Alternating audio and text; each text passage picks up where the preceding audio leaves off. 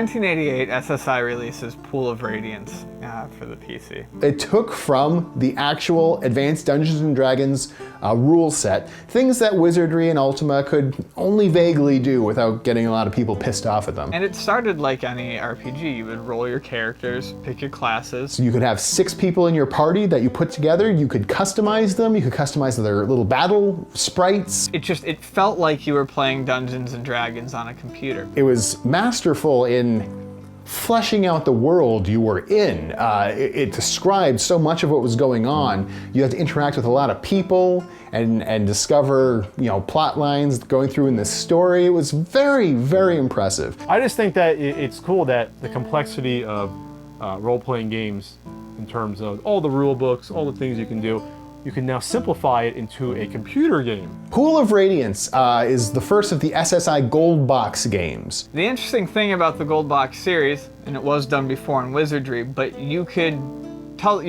transfer all your characters from one Gold Box game over to the next. This is a rough time for Western RPGs in general, but the SSI Gold Box games were overall a pretty bright light, keeping that alive. If you were a Dungeons & Dragons player, this is what you wanted and nothing else was going to do. It would also simulate the wedges you get in middle school when you're playing Dungeons & Dragons. Was that part of the computer experience? I believe it was, actually, Okay. yes.